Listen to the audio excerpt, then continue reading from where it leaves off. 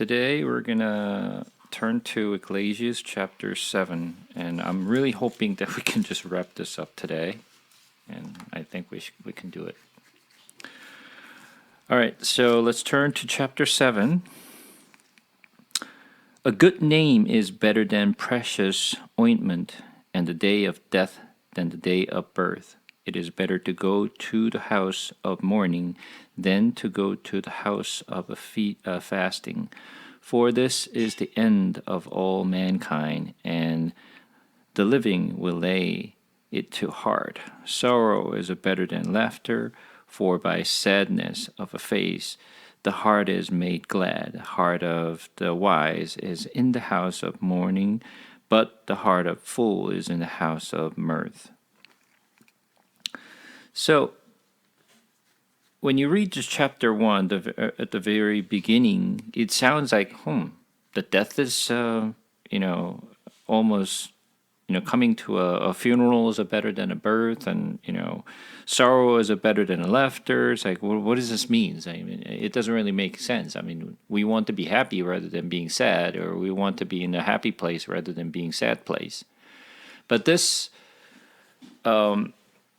Solomon is really teaching us, we kind of touched upon this last week, that when we actually go to a birthplace and we're joyful, we're happy, and the new life will come into this world, but we don't really worry about or thinking about life in general. We're just happy because we don't want to think about life and how they're going to live for the rest of their life. We're just happy that we have a baby. But the thing is, doesn't make us really think.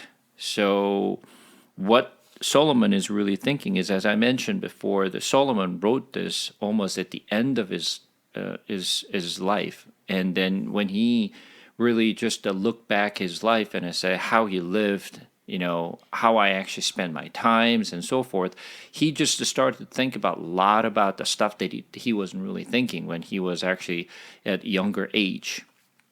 And as I mentioned, Solomon, he started off with a very good, the belief with and relationship with the Lord at the beginning, but towards the end of it, he wasn't really doing very well because many of the concubines and many of the wives that he brought from different countries literally brought all this idols from their own country and start to serve and, to please his wives and concubine. He actually just built a lot of high places and a worship place for this, his wife to really just continue to do what they need to do.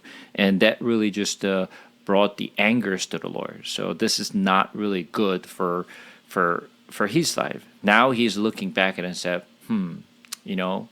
as my life it is coming to an end, I think about what I have done wrong, and I should have done this, and I could have done this. And this is one of the things that we always look back, and as we get older, we think about what we did in the past. When we were younger, when we were at a younger age, we didn't know what we were doing. We thought we knew what we were doing, but we didn't. And we did a lot of stuff. Now we look back and it was a mistake and we weren't really thinking straight and whatnot. So when we're strong and when we are young, we weren't really thinking about this. But when we actually just go to the place at the funerals and when we talk to people, a lot of the people really just have a very similar thoughts, and they share their life stories, and they think about how they're going to live, so they spend more time thinking about their life. That's what Solomon is referencing here.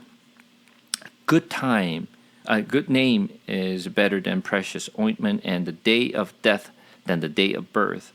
It is better to go to the house of mournings than to go to the house of fastings. For this is the end of all mankind, and the living will lay it to heart. Sorrow is better than laughter, for by sadness of a face the heart is made glad. The heart of the wise is in the house of mournings, but the heart of a fool is in the house of mirth. So, as I mentioned, when we come to really sad time, when we actually faced some difficulties and when we go through some challenges, we tend to really think a lot, and we just look back what I can do better, compared to what I have done in the past. So it makes us to think more, and that helps. We cannot always be happy. Well, we cannot always be sad, but at least we have. And when we live our life, there's ups and downs of our life. So that makes us to really think when things were down and when things are not good, and it helps us to really, be a better person. But however, there's two different kinds of the think that we need to really to talk about here. The sorrow. Sometimes the sorrow and being worried about the future is literally just hurting us and is melting our bones. However, there is a good sorrow, but there is a bad sorrow. And what does it mean by like good sorrow versus bad sorrow? Or the worry. There's a different kinds of worries that we need to really have. When you just turn to 2 Corinthians, 2 Corinthians chapter 7.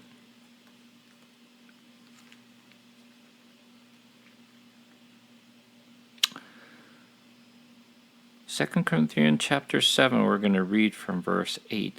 For even if I made you grieve with my letter, I do not regret it, though I did regret it, for I see that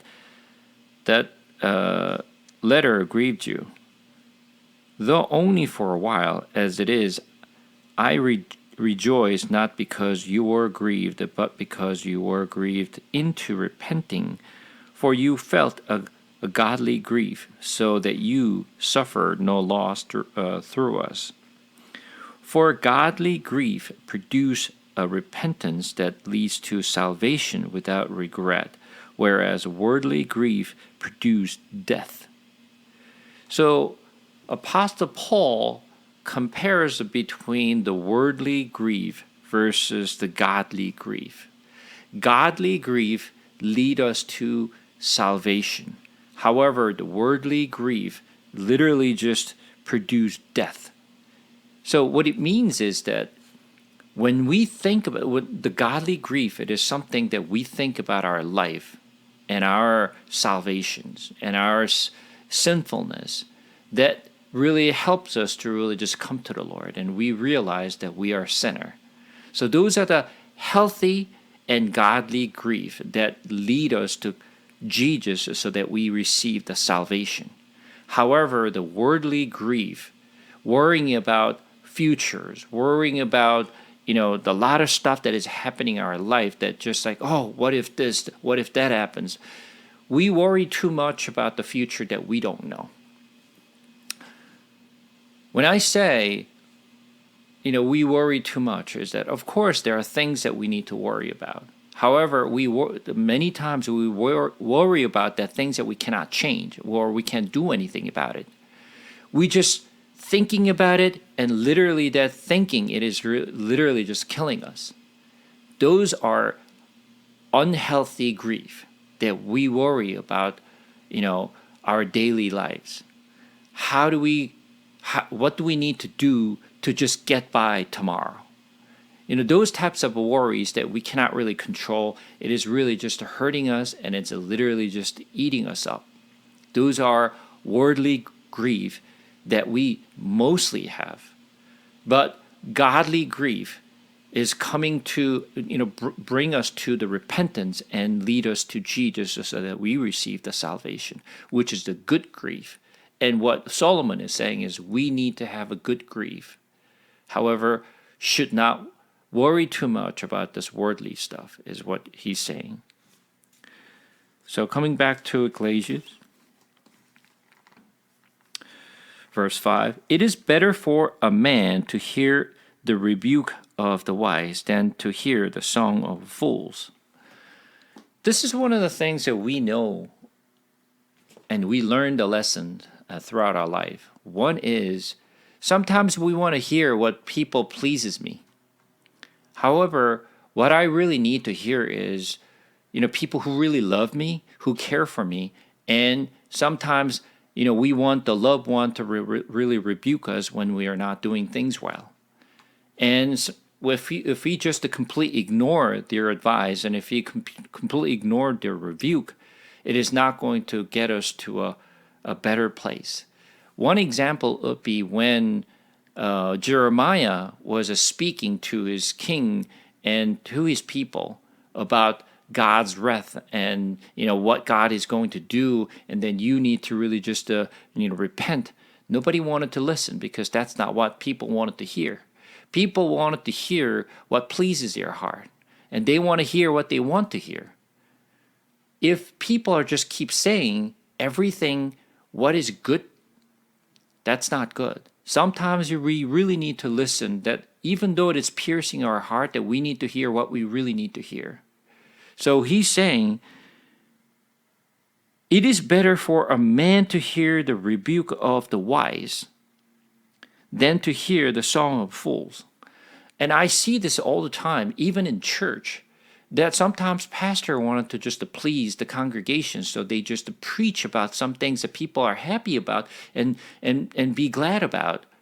They don't really speak, and they don't really just talk about things that are really hurting them. But as a preacher, or as someone who's actually teaching, the congregations, they need to really stand strong and really speak what they really need to speak, and really relay what God has to say, rather than just to please the congregations. Well, many things that the pastors in the church, the leaders of the church, is that because throughout the week, Monday through Friday, people work very hard, and they're stressed out, and they just live very difficult life.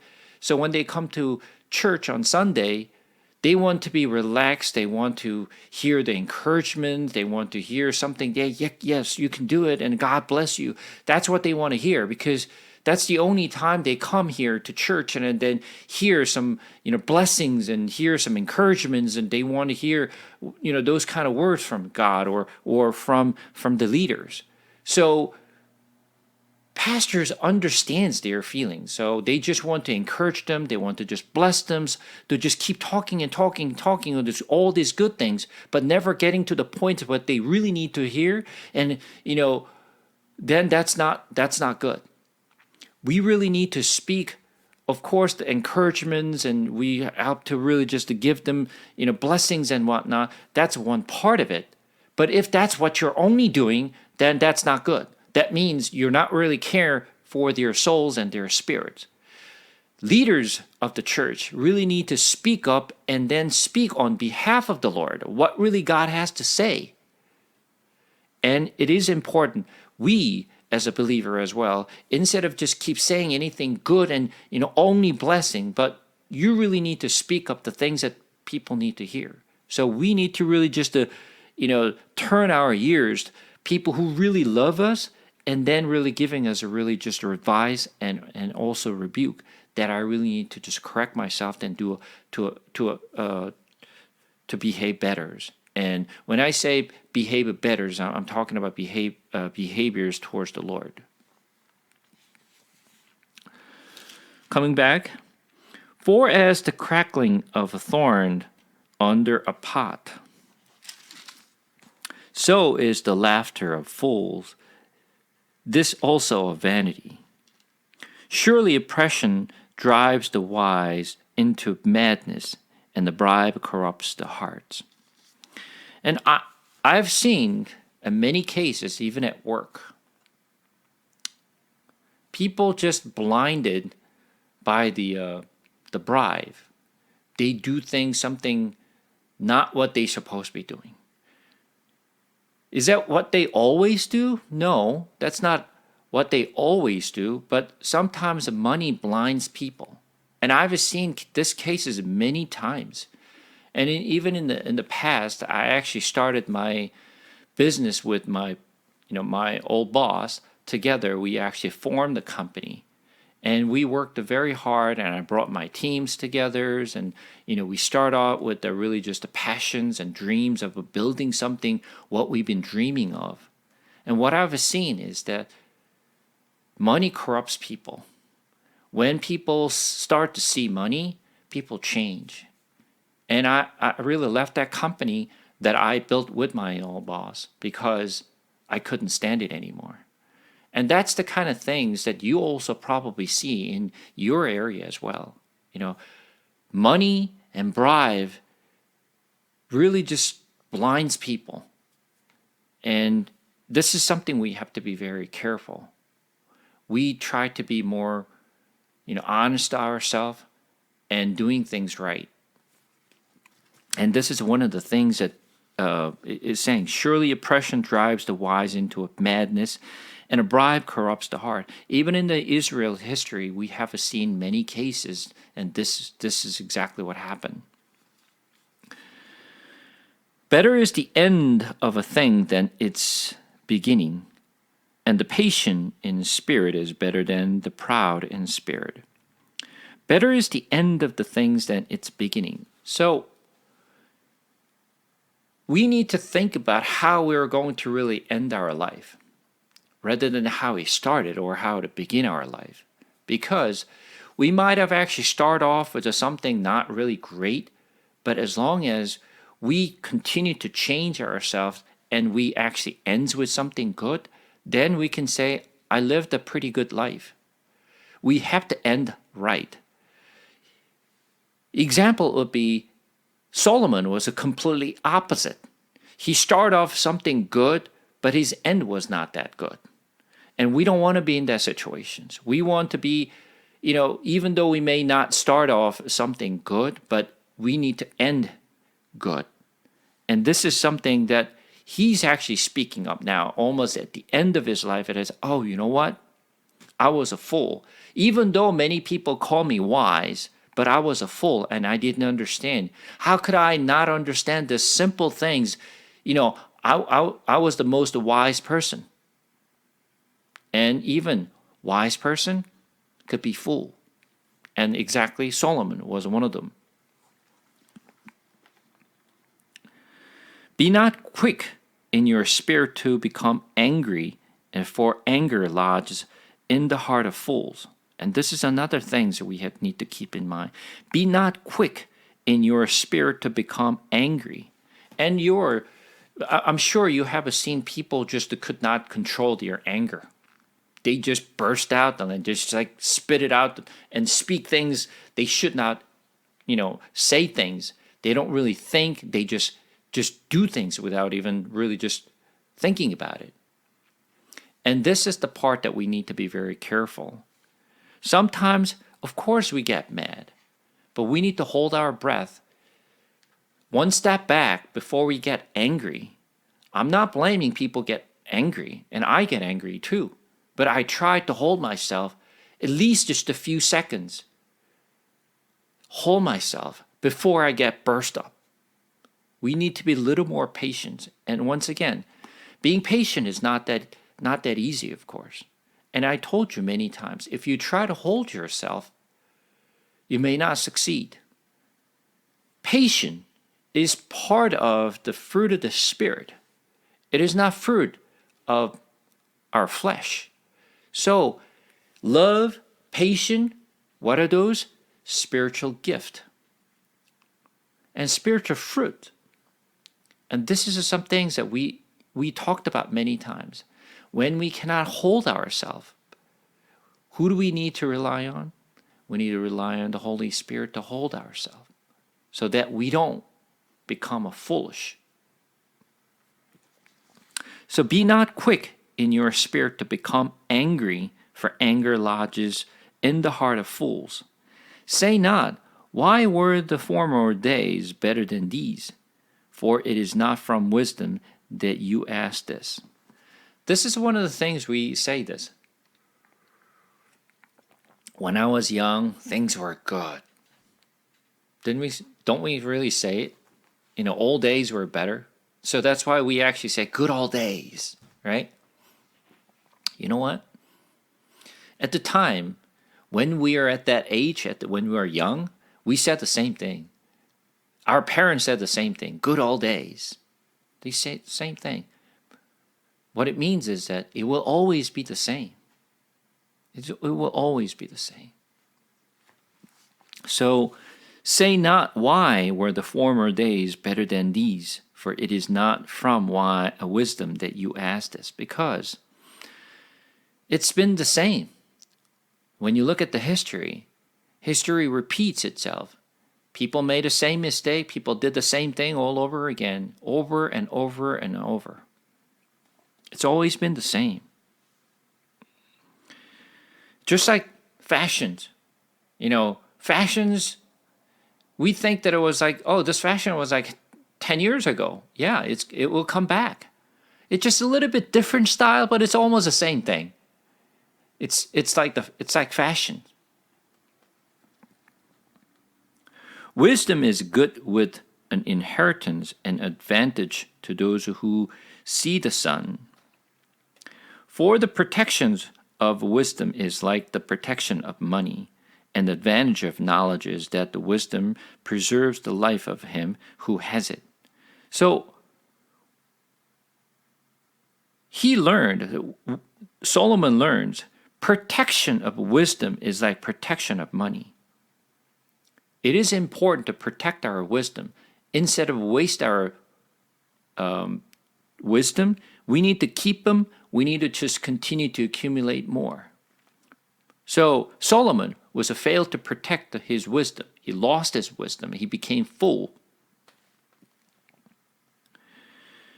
Consider the work of God, who can make straight what he has made crooked. In the day of prosperity, be joyful, and in the day of adversity, consider. God has made the one as well as the other, so that man may not find out anything that will be after him. In my vain life, I have seen everything. There is a righteous man who perish in his righteousness, and there is a wicked man who prolongs his life in his evil doing. But not overly righteous, and do not make yourself too wise. Why should we destroy yourself? Well, that's kind of like strange. What does this mean that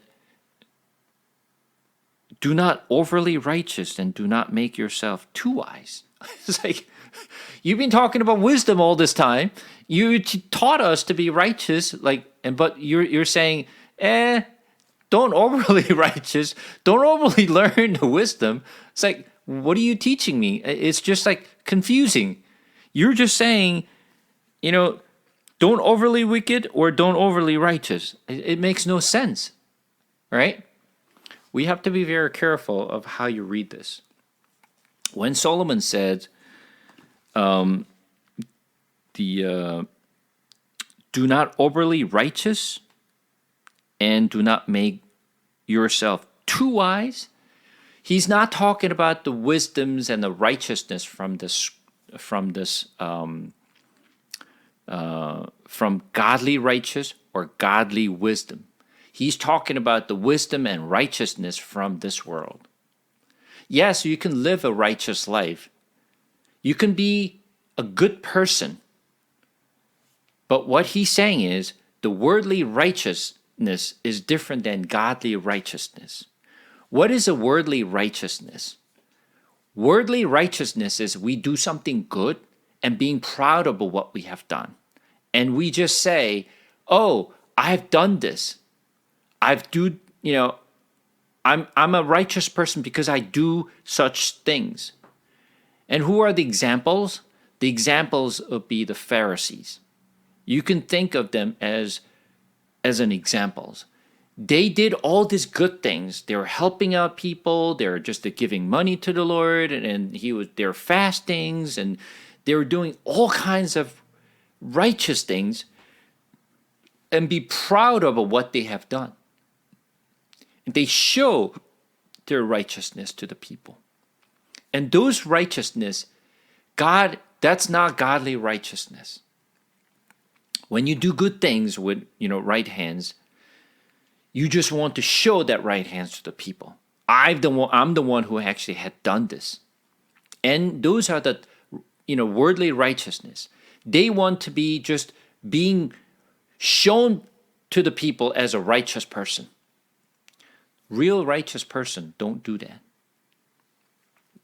And that's what the Solomon is referencing. And this why the wisdom that he tried to gain over the years, he wanted just to gain this wisdom. He wanted to learn more wisdom. But those wisdom that he craved for, it is not godly wisdom, but he was trying to get more knowledge and wisdom from this world, which made him to fail. That's why he's saying, in my vain life I have seen everything. There is a righteous man who perishes in his righteousness. That's why he's saying this. Righteousness, and there is a wicked man who prolongs his life in his evil doing. But not overly righteous, and do not make yourself too wise, because that's exactly what the Solomon did. Why should you destroy yourself? So gaining this worldly knowledge and worldly righteousness will destroy you, is what he's saying. But not overly wicked, neither be a fool. Why should you die before your time?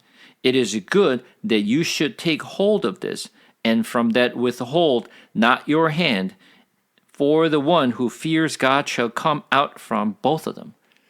So this is the point that he wanted to make. What is the point? Being righteous or being wicked from this world, because this is how we see ourselves, and this is how we see others as well. And who's right and who's wrong, who's wicked and who's good. And that's how we start to measure things. And we also want to show our righteousness as well. And Solomon is saying, whether you're wise or whether you're wicked doesn't really matter if you don't really fear the Lord. For whatever you do, showing your righteousness or just doing your wicked behaviors, doesn't really matter. Because if you don't fear the Lord and if you don't understand that, at the end, those righteous or wicked will both perish. So what's the point? No matter what you do, fear the Lord first. Once you fear the Lord, you know what to do. Yes, once you understand and you fear the Lord, your righteousness act will be different than the righteous act that you've been doing, like the Pharisees. That's what Solomon is emphasizing. Once again, you need to really understand what Solomon is trying to relay. He's just sharing the knowledge and experience and the wisdom that he gained almost at the end of his life. And as I've done this and I've gained this, I tried this, and I realized that what I did was useless. Wasn't the right thing I did. Now, I craved for the wisdom. I craved for the knowledge. I gained those things. I got it. But even after I got it, I failed. And that's exactly what he's saying. Once again, verse 18, I'll just repeat it one more time. It is good that you should take hold of this, and from that withhold not your hand, for the one who fear God shall come out from both of them. Wisdom gives the strength to the wise man more than 10 rules who are in a city. Surely there is not a righteous man on earth who does good and never sins. This is exactly same as what Apostle Paul said. Is there any righteousness in this world? No, there is no righteousness. No matter how you feel you're righteous, you will never be righteous, because by nature we're sinful, and because we're a child of evil. And even if you became a child of God, our original nature does not go away anywhere. That's why we continue to sin. And I told you many times, if you try to fight with your own sins, you're never gonna win this. This is why you need to give up. You need to just surrender. You just have to confess that you can't do it yourself, because knowing who you are, you need to rely on the Lord to really hold of you and hold of us. Lord, I realize that I can't control myself. Because of my sinful nature, I continue to sin. I want to serve you better. I want to be a better child. But you know what, Lord? I can't control myself. This is why I need you, Lord. This is why I need you to be with me and control me and get hold of me so that I can walk in the right path.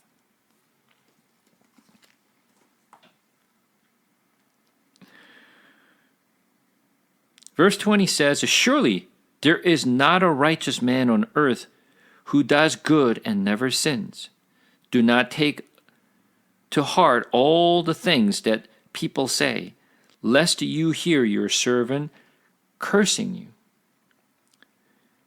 You see, the thing is, don't try to just hide yourself. Yes, you can say right thing in front of the people. Don't want to give any good, bad impressions to other people. But you know what? Don't you curse? Don't you hate?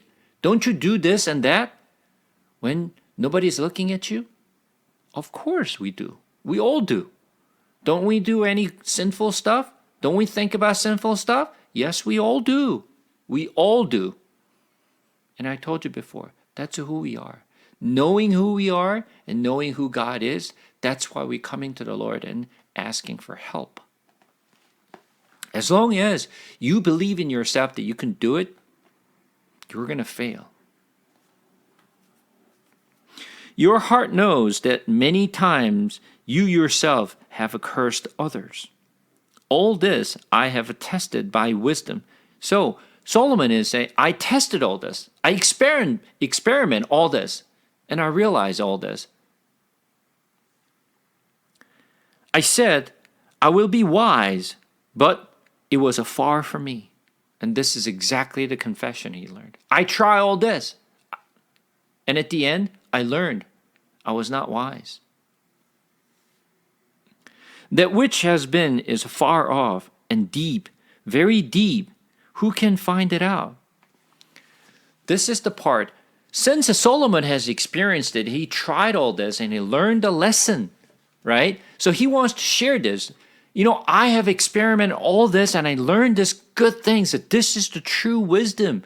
And I want to share this with you with passion. But you know what? Who will listen to this? Who will really learn from this? Not many.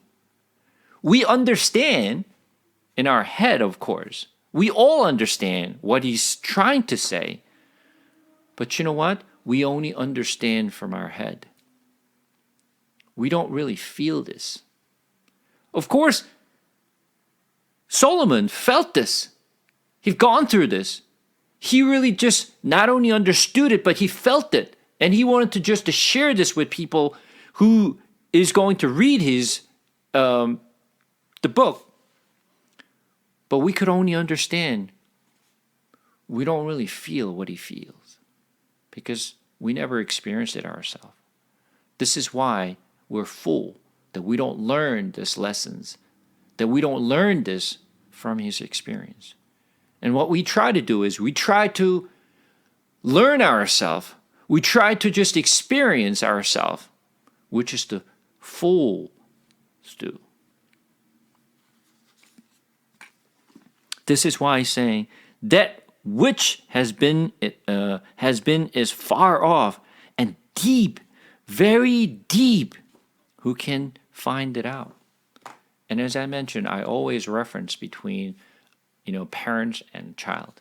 We learned, we experienced, we know what it's like, we feel it, we try to share with our children. When we do that, they always say, I understand you, I heard you.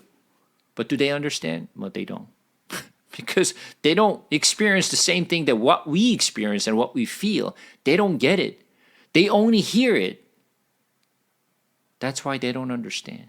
But they always say, I understood, I know. That's exactly what our children say. But they don't. Until they feel it themselves. When they came to, at our age, they're going to understand because they've gone through it. But it's very unfortunate And Solomon is saying the exactly same thing to us. I experienced it. I wanted to share this with you. Please listen to me. But we say, yeah, I got it. Yeah, I understood. Yeah. All right. Do we understand? No, we don't. That's exactly the point. So he's literally just wanted to share his heart. Please take this wisdom that I'm sharing with you.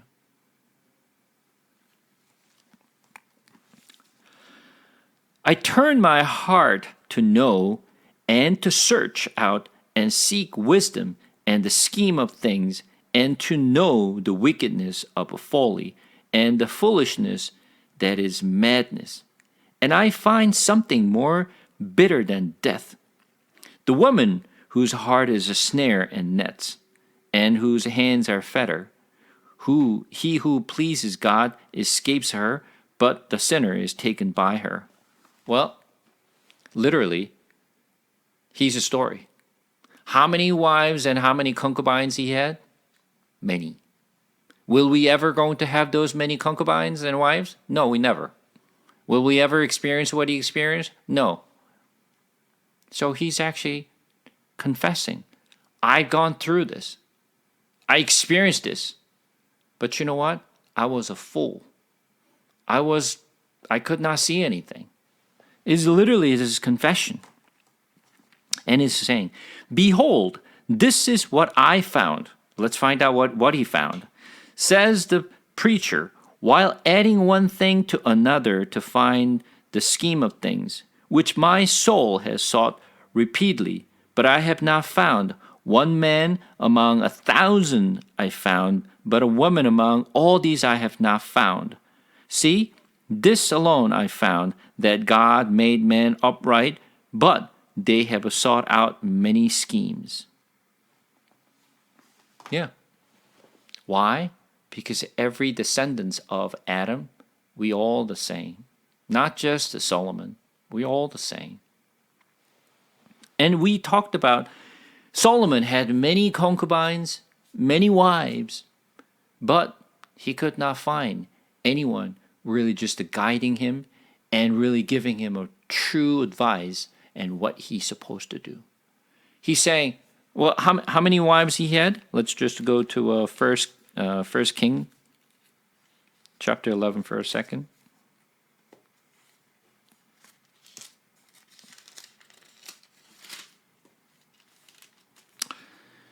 First King, chapter 11.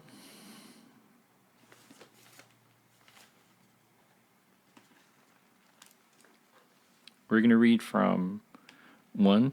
Now King Solomon loved the many foreign women, among with the daughters of a Pharaoh, Moabite, Ammonites, Edomites, Sidonians, and Hittite women, from the nations concerning which the Lord had said to the people of Israel, you shall not enter into marriage with them, neither shall they with you.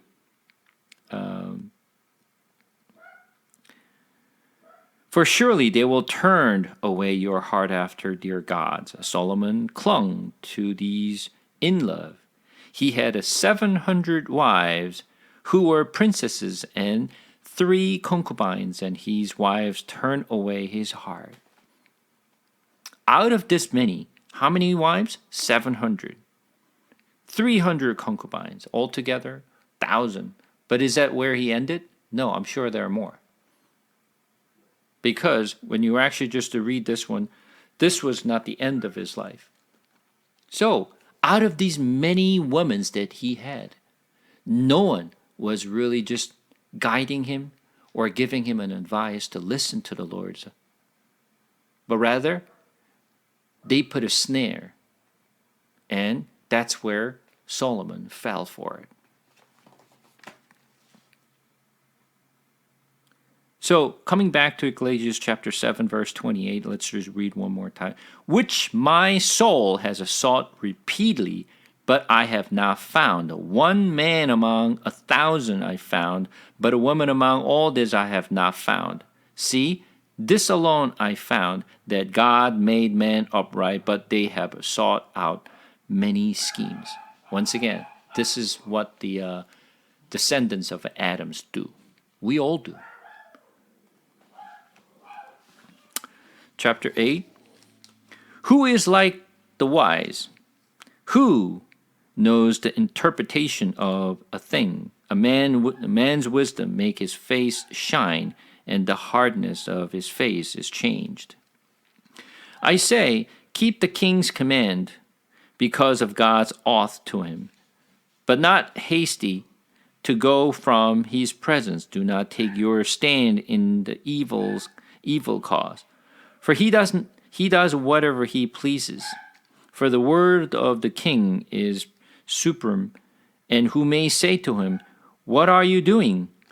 Whoever keeps a command will know no evil things, and the wise heart will know the prosper time and the just way. For there is a time and a way for everything. Although man's trouble it lies heavy on him, for he does not know what is to be, for who can tell him how it will be? No man has power to retain the spirit, or power over the day of death. There is no discharge from war, nor will wickedness deliver those who are given to it. All this I observed, while applying my heart to all that is done under the sun, when man had power over man to his heart. So, he has done all this stuff under the suns. And then he learned all this. And then he sees in verse 10, then I saw the wicked buried. They used to go in and out of the holy place and were praised in the city where they had done such things. This also is a vanity, because the sentence against an evil deed is not executed speedily, and heart of the children of man is fully set to do evil. Though a sinner does evil 100 times and prolongs his life, yet I know that I will be well with those who fear God, because they fear before him, but it will not be well with the wicked, neither will be prolong his day like a shadow, because he does not fear before God. So once again, the point that Solomon is trying to make here is, yes, I've seen the righteous, and I've seen the wicked people, but you know what? Regardless of what they did and how they lived, what's important is fear the Lord. When you fear the Lord, you will do things very differently than how you lived. Regardless of who you are today, regardless of how you lived your life, whether you lived as wicked or whether you lived as righteous person, doesn't really matter. But when you fear the Lord, the whole thing will change. There is a vanity that takes place on earth, and there are righteous people to whom it happens according to the deed of the wicked, and there are wicked people to whom it happens according to the deeds of righteous. And I said that this also is vanity. And I command joy, for man has nothing better under the sun but to eat and drink and be joyful. For this will go with him in his toil through the days of his life that God has given him under the sun. When I apply my heart to know wisdom and to see the business that is done on earth, how neither day or night do one's eyes see sleep. Then I saw all the work of God. Then man cannot find out the work that is done under the sun. However much man may toil in seeking, he will not find it out. Even though a wise man claim to know, he cannot find that out. One of the things he said is verse 15 says, and I command joy, for man has nothing better under the sun but to eat and drink and be joyful. For this will go with him in his toil through the days of his life that God has given him under the sun. Well, be joyful, eat and drink. What is actually Solomon is saying? What is he saying? And verse 16 says, when I apply my heart to know wisdom, to see business that is done on earth, how neither day or night do one's eyes see sleep. So he's saying, you know what? I wanted to understand all the wisdom and knowledge from this world. So I actually even sleep less, and I worked very late at night to gain this wisdom and knowledge. And after all these things that he has done, what did he earn? What did he do? He's saying, this is all vanity. The wisdom and the knowledge that I gained from this world was not really worth it. And verse 17 says, then I saw all the work of God, that man cannot find out the work that is done under the sun.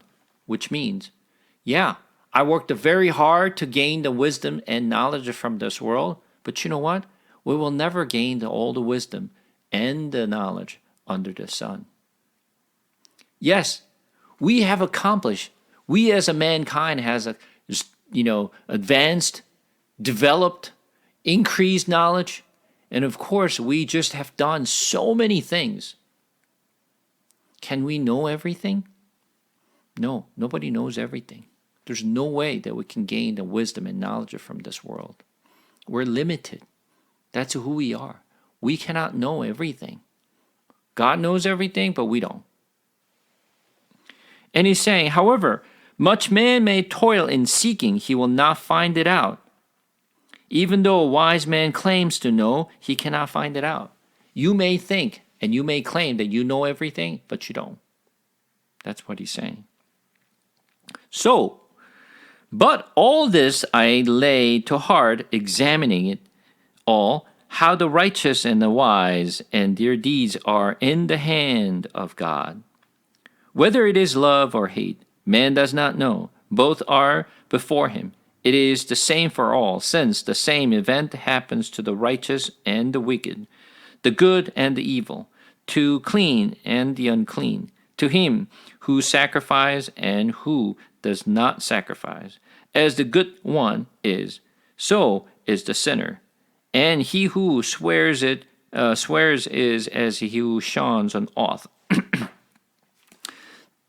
This is an evil in all that is done under the sun, that the same event happens to all. Also, the hearts of the children of man are full of evil, and madness is in their hearts while they live, and after that they go to the dead. But he who is joined with all the living has a hope, for a living dog is better than a dead lion. For the living knows, and they will die, but dead knows nothing, and they have no more reward, for the memory of them is forgotten. Their love and their hate and their envy have already perished, and forever they have no more share in all that is done under the sun. So here's the things that Solomon is saying. Verse 3 at the very beginning, he says, where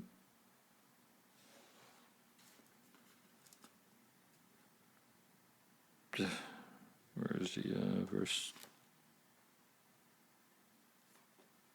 This is an evil in all that is done under the sun, that the same event happens to all. Also, the hearts of children of man are full of evil, and madness is in their heart while they live, and after they go to the dead.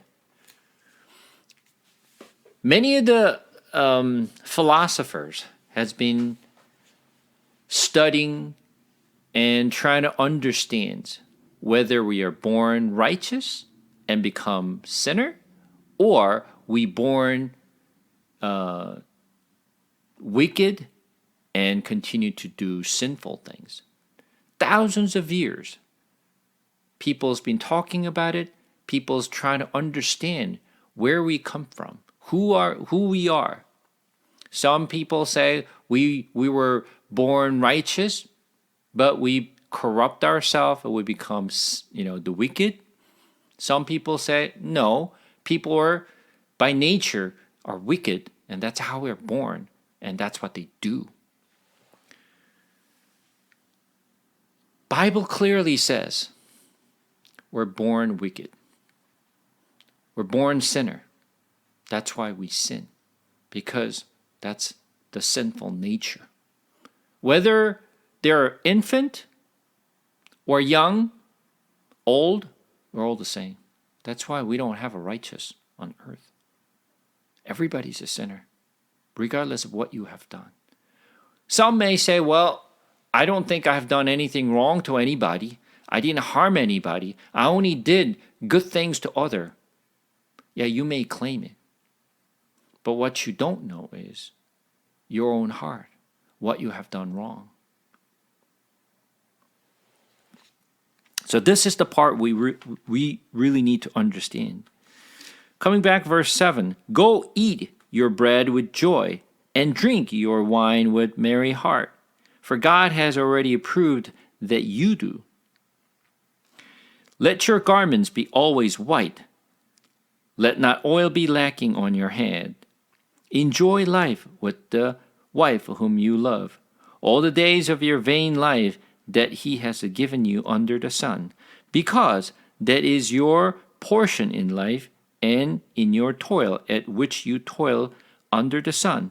Whatever your hand finds to do, do it with your might, for there is no work or thought or knowledge or wisdom in Sheol to which you are going.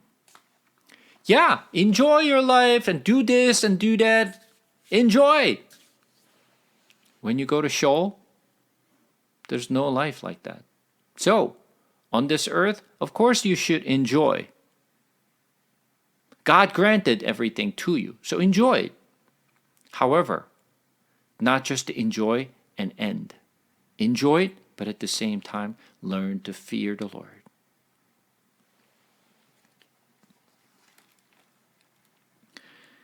Again, I saw that under the sun the race is not to the swift, nor the battle to the strong, nor bread to the wise, nor riches to the intelligent, nor favor to those with knowledge. But time and chance happens to them all. For man does not know his time, like fish that are taken in an evil net, like birds that are caught in the snare. So the children of man are snared at an evil time, when it suddenly falls upon them. I have also seen this example of wisdom under the sun, and it seemed great to me. There was a little city with few men in it. A great king came against it and besieged it, building great siege work against it. But there was founded in it a poor wise man, and he by his wisdom delivered a city. Yet no one remembered that poor man. But I say that the wisdom is better than might, though the poor man's wisdom is despised, and his words are not heard. The word of the wise are heard in quiet are better than the shouting of a ruler among fools. Wisdom is better than weapons of war, but one sinner destroys much good. Whether the wise person is rich and famous, or a wise person is poor. When we actually say, when poor says any wisdom, do we pay attention? We don't pay attention to poor. We just judge them. If you're wise, why would you live poor life? You're not smart, you're not wise because you're poor. We judge them. This is why he says, but I say that the wisdom is better than mine, though poor man's wisdom is despised, and his words are not heard. Let me ask you this. How many people that you know in the Bible that are really lived a rich life? How many people that you know that are very rich and lived a very, very successful life? Well, Solomon, right? He wasn't rich, successful, right? Which became full. But people listened to Solomon. People like the rest of the people, like Jeremiah, were they rich? No, none of them are rich. How about the disciples? Were they rich? No, nobody was rich. Did they have wisdom? Yes, they did. Did anyone pay attention? Only poor people listen. Not the rich people. Because they don't want to pay attention to what the poor people has to say. Wisdom does not always come from richness. Wisdom could come from any directions. It could be poor, it could be rich, but we need to have ears to hear. Do we have ears to hear? This is one of the things Jesus kept saying when he actually preached to people. If you have ears to hear, let him hear. Do we have ears to hear? When you actually turn to Revelations for a second,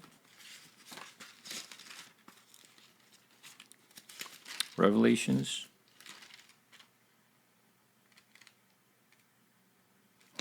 chapter 2. Revelations chapter 2, and when Jesus speaks to all the seven churches. Chapter 2, verse 7 says this: He who has an ear, let him hear what the Spirit says to the churches.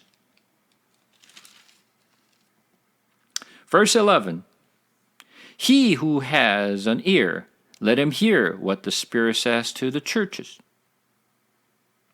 Verse 17: He who has an ear, let him hear what the Spirit says to the churches.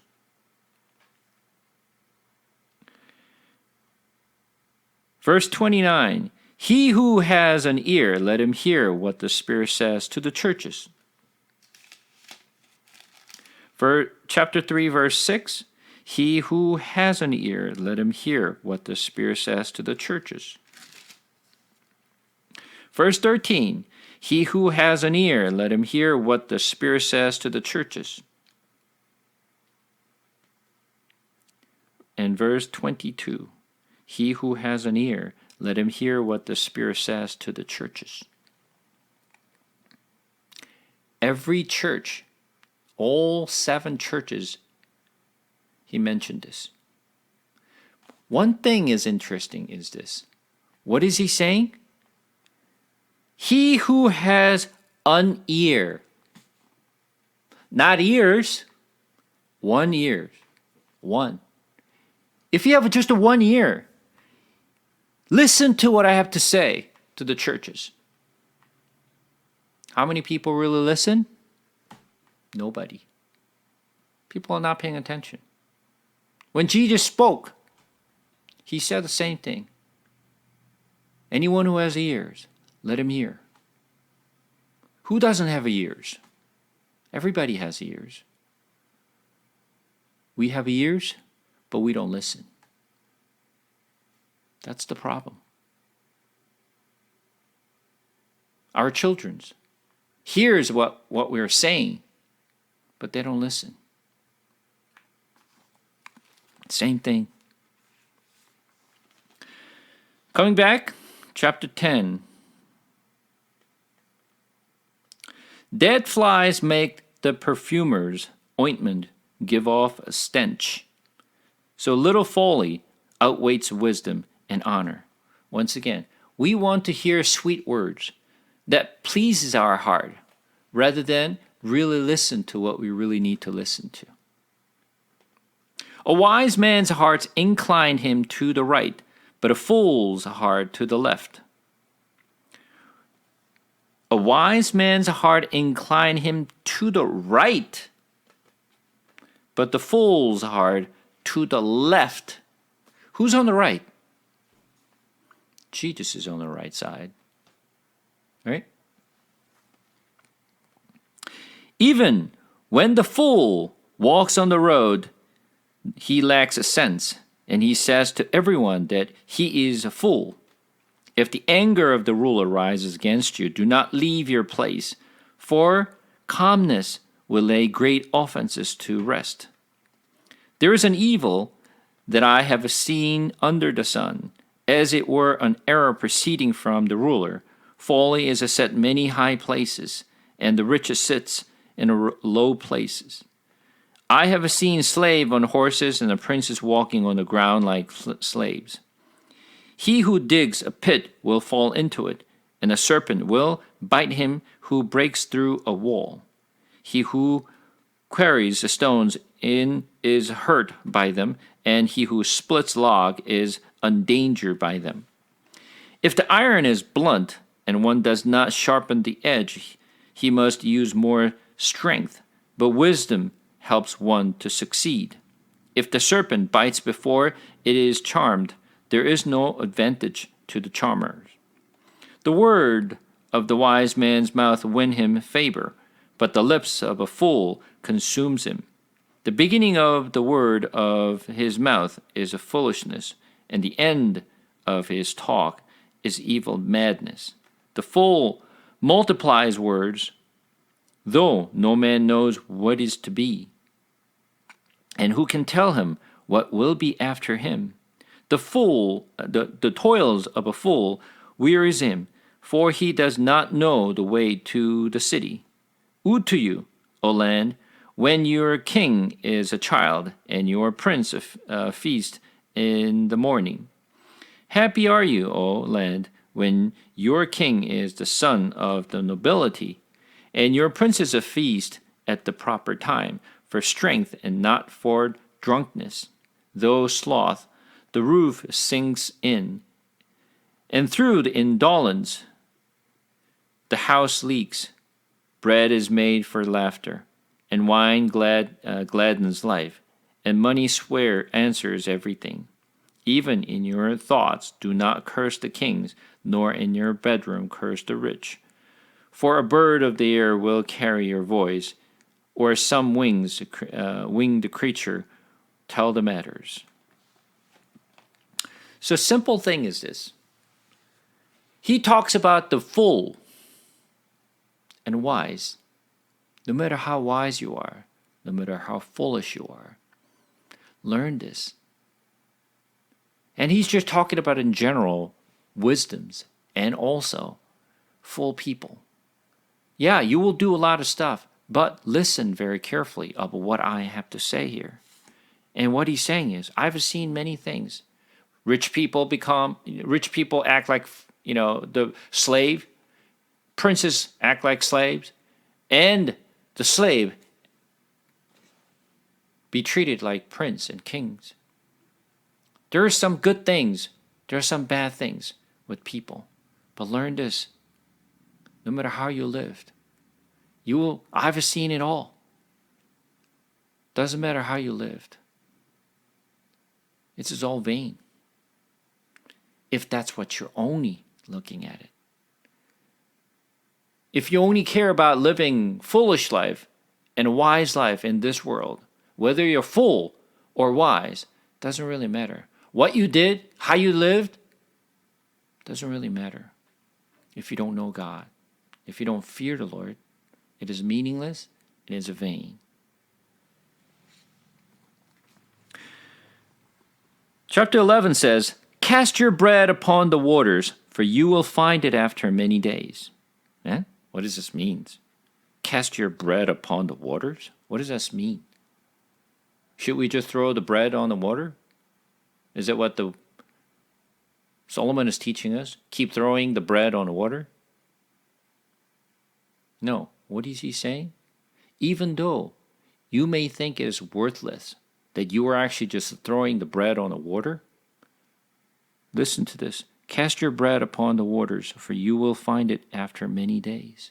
Which means you actually help out the people and you think it is worthless things. Someday you will see the returns are coming back to you. For your good deeds, your good work will come back to you. Even though you think it is waste. It feels like you're throwing the bread over the water, that is, you wasted everything, is a valuable bread, on water. What good is it? Why are you doing such a foolish things? Be generous. Love your neighbors. Your kindness and your gentle heart will pay off, even though you think it's worthless.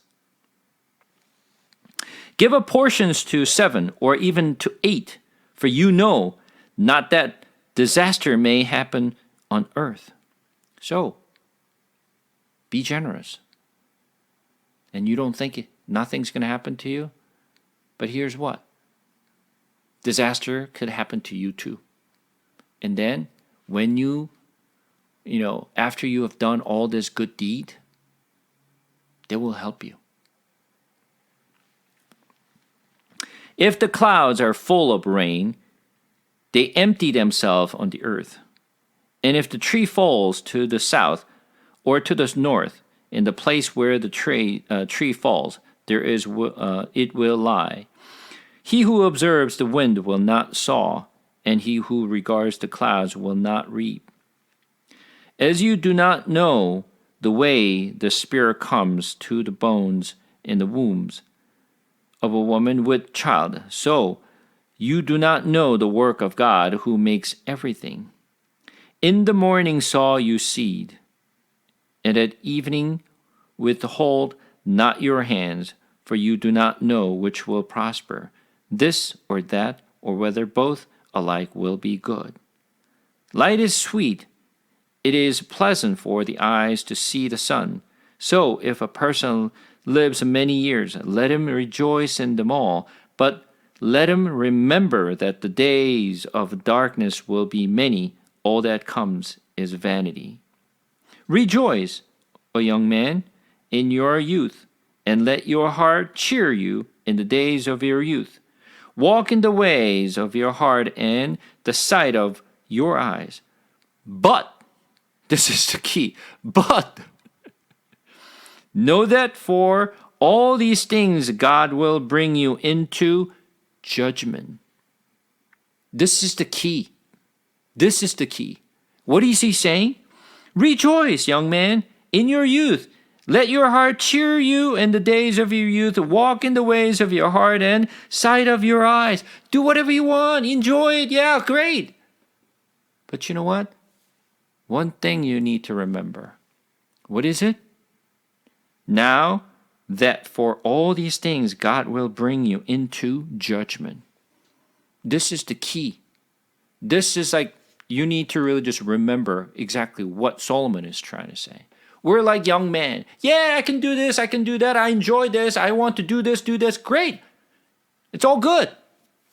Just remember, at the end, God will bring the judgment. So know what you're doing. So what is he saying? It is okay for you to do whatever you want, as long as you remember your end is the judgment.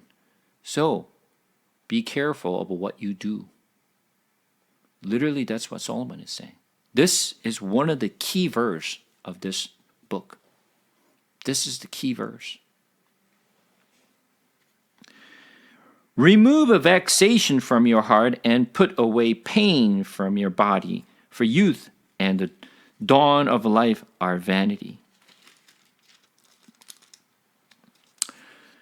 Chapter 12, which is we're coming to a conclusion now. Remember also your Creator in the days of your youth, before the evil days come and the years draw near, to which you will say, I have no pleasure in them. Before the sun and the light and the moon and the stars are darkened and the clouds return after the rain. In the days when the keepers of the house trembled and the strong men are bent, and the grinder cease because they are few, and those who look through the windows are dimmed, and the doors of the street are shut, when the sound of the grinding is low, and the one rises up at the sound of the bird, and all the daughters of the songs are brought low. They are afraid also of what is high, and terrors are in the way. The almond tree blossoms, the grasshopper drags itself along, the desire fails because the man is going to his eternal home, and the mourners go about the streets. Before the silver cord is snapped, or the golden bowls is broken, or the pitchers is shattered at the fountain, or the wheel broken at the cistern, and the dust returns to the earth as it was, and the spirit returns to God who gave it.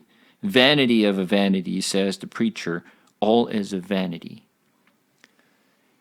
This is the really important thing that the Solomon is now concluding what he's saying.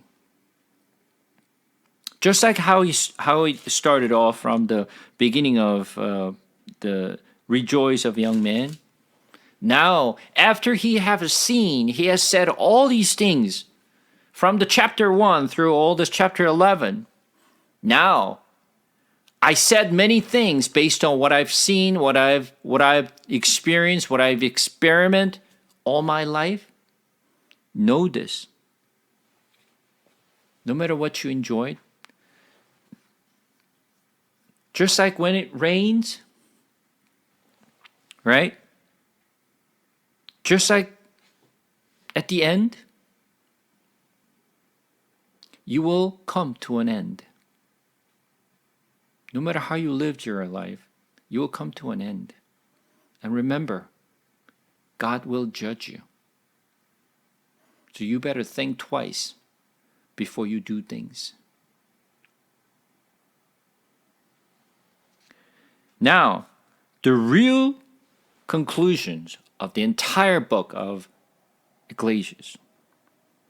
Remember, how did he start? At the very beginning.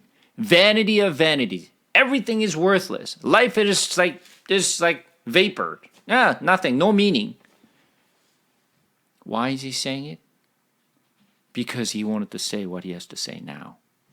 What is that? Besides being wise, the preacher also taught the people knowledge, waiting and studying and arranging many proverbs with great care. The preacher sought to find words of delight, and uprightly he wrote words of truth. The words of the wise are like goads, and like nails firm fixed are the collected saying. They are given by one shepherd. One shepherd. Who's that shepherd? Of course, the shepherd, Jesus Christ. My son, be aware of anything beyond these, of making many books there is no end, and much study is weariness of the flesh. That's exactly what Solomon did. The end of the matter. Now he's concluding now. End of the matter.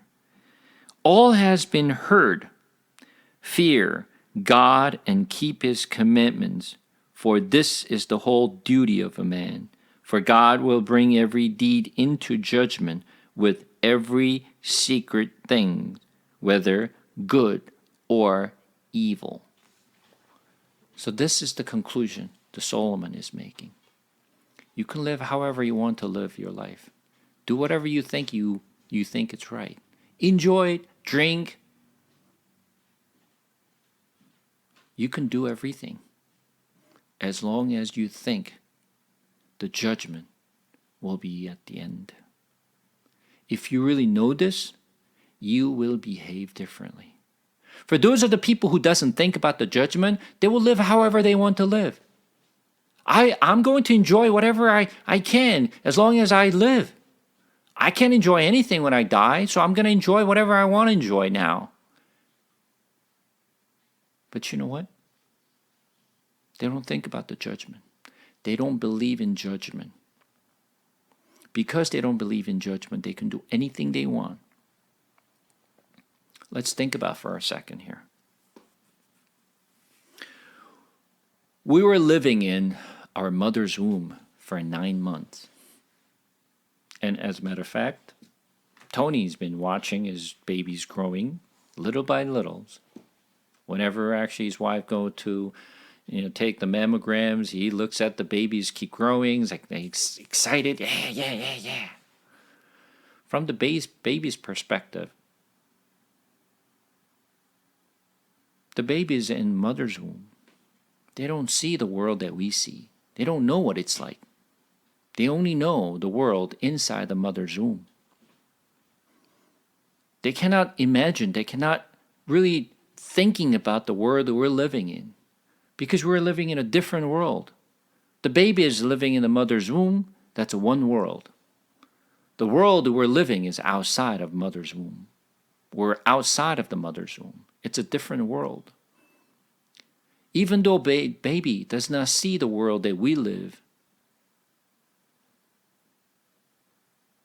whatever he believes, whatever he thinks, he has to face the world that we're living in one day. 9 months later, the baby will brought forth into this world that we're living in, and he will see the world that we live. What about the world outside of this world we're living? At the end, we're going to go into a different world that we don't see. We never experienced it before.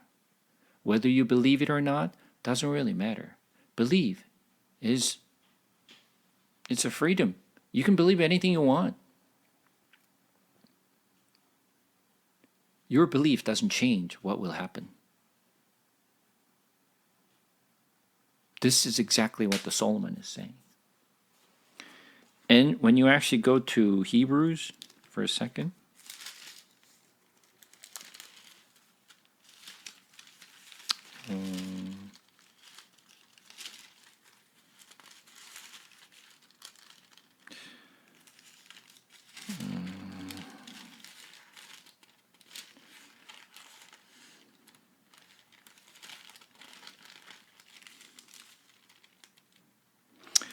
Hebrews chapter 9.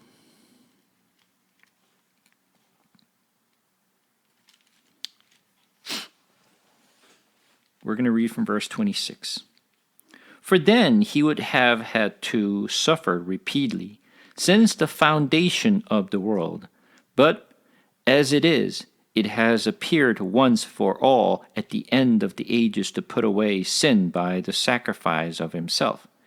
And just as it is appointed for man to die once, after that comes judgment. So Christ, having been offered once to bear the sins of many, will appear a second time, not to deal with sin, but to save those who are eagerly waiting for them.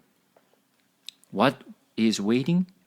The judgment is waiting at the end. Once again, whether you believe it or not, it's up to you. It is up to all of us to believe it or not. But once again, no matter what you believe, does not change what will happen. Whether you believe the judgment will come or there's no judgment, doesn't really matter. It's everybody has a free will to believe. You either accept it or deny it and reject. It's all up to you. However, Bible is clearly saying to us, judgment will come whether you like it or not. So, if you really fear the Lord, and if you believe the judgment will come, that will change your behavior, what you do, how you're going to live your life. Because that's what God will judge at the end. And that's the point that Solomon is making at the end. Now I know. After I said all this stuff, I learned, experienced, what I observed, I'm sharing this with you. Know, at the end, there will be judgment. So therefore, think twice before you do, before you say, before you live. And that's the conclusion that Solomon is making. He is literally saying to his sons and to the readers of this book, to every one of us, whether we learned these lessons from Solomon or ignored his lessons, it's all up to us. God cannot force us to really believe. It is our free will to believe. And I want you to listen if you can. I'm trying to listen what Solomon is saying as well. So hopefully we all learn the lessons from Solomon. All right, so I'm going to conclude the book of Ecclesiastes today, which I planned, and I'm happy. And next week we're going to get into Song of Solomon, the Song of Solomon's. This Song of Solomon's only 8 chapters. It's not a whole lot. It's not a whole lot, but there's a lot to talk about. The Song of Solomon's. There's a lot to talk about in this book. So we're going to cover what the Song of Solomon is about. So let's just save it for next week, and then we're just going to wrap this up for today. All right?